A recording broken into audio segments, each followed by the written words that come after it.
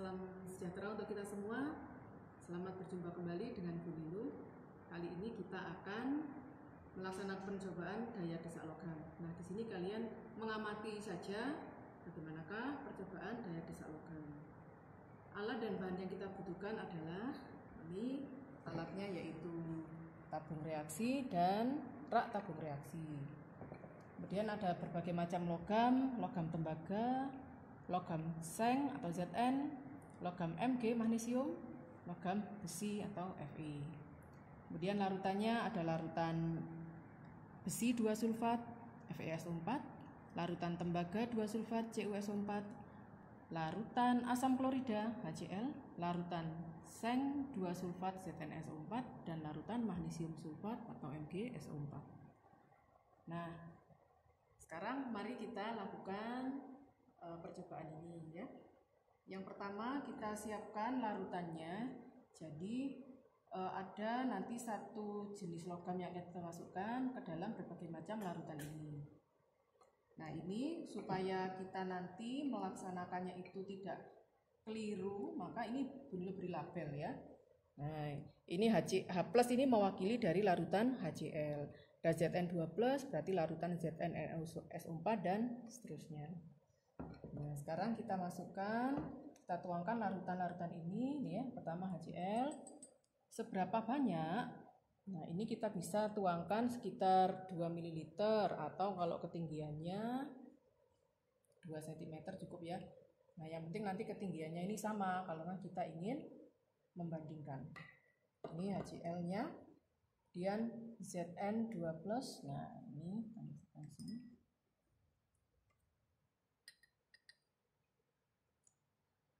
Coba kita bandingkan dengan yang sebelumnya, apakah ketinggiannya sama? Oh ya, sudah. Ya, sama ya. Kemudian ini ada larutan Fe2+, FeSO4.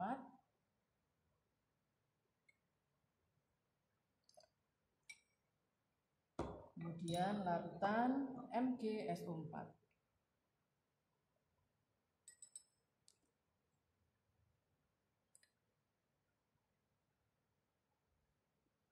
Nah, ini yang akan kita masukkan logamnya atau kita reaksikan adalah logam Cu. Nah, ini seperti ini logam Cu ya. Ini lempeng yang lebih besarnya. Ini kita potong-potong kecil seperti ini aja. Satu potongan kecil ini kita masukkan ke larutan ini. Nah, karena yang kita masukkan logam Cu, maka larutan CuSO4 tidak kita ikutkan ya, tidak kita siapkan. Nah, kita masukkan satu-satu.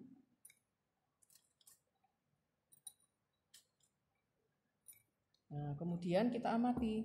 Mari kita ambil ya. Kita amati satu persatu. Nah, ini adalah larutan CuSO. Logam Cu ke dalam larutan HCl.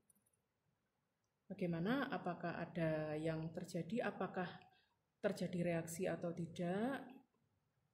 Iya, ini kan tidak ada apa-apa ini ya. Maka logam Cu ke dalam larutan H+ tidak ada reaksi. Nah, ingat ya, salah satu tanda terjadinya reaksi yang tampak oleh mata kita adalah ada gas, misalnya ada gelembung gitu. Itu kan berarti menghasilkan gas. Nah, ini tidak ada apa-apa ini. Nah, ini juga demikian. Logam Cu ke dalam larutan Zn2+. Kemudian yang ini adalah larutan Fe2+. Di sini kita masukkan logam Cu yang tadi. Nah, ini tidak ada terjadi reaksi juga, tidak ada perubahan ya.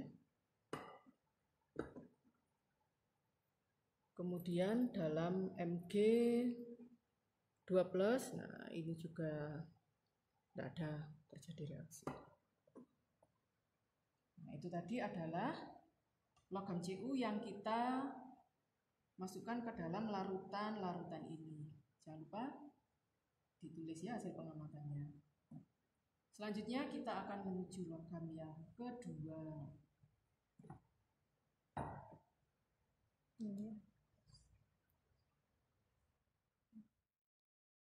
Baiklah, kita lanjutkan lagi untuk logam yang kedua ya, anak-anak. Nah, di sini Bu Nilu sudah mempersiapkan larutannya, jadi sudah dituangkan ke beberapa tabung reaksi ini ya, supaya nanti kita juga bisa mempersingkat waktunya. Baik, sekarang kita akan logam yang kedua adalah logam seng atau Zn ya. Nah, diamati dengan seksama, jangan lupa dicatat ya hasil percobaannya atau hasilnya kita mereaksikan ini. Nah, ini logam Zn, pertama kita masukkan ke Cu ini ya, misalnya. Oke, Cu logam Zn seperti ini. Iya. Nah, Cu masukkan ke Fe, ke Mg2+ dan ke H+. Untuk ZnSO4 sendiri tidak kita ikutkan ya di sini. Sekarang mari kita lihat. Nah, coba ini dilihat. Pada larutan CuSO4 atau ini adalah larutan Cu2+, kalian lihat di sini. Nah, ada gas yang terbentuk. Nah, seperti ini.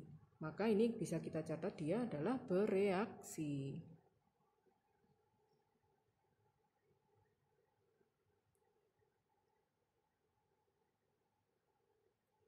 Nah, kayak kelihatan ya, insya Allah sudah cukup jelas.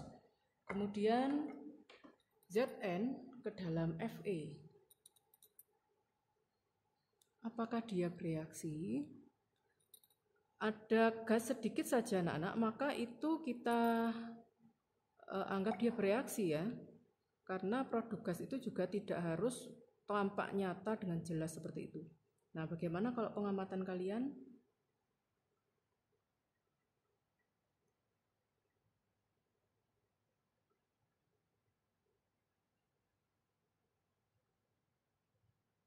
Ya, ini ada sangat sedikit ini, kalau kamu bisa mengamatinya itu sebenarnya ada gelembung gas tipis sekali di sekitar logam Zn anak-anak. Oke, nah sekarang ini ya, ini yang HCl ya. Nah, ini adalah larutan H+ berarti ya asam. Bagaimanakah logam Zn direaksikan dengan larutan asam?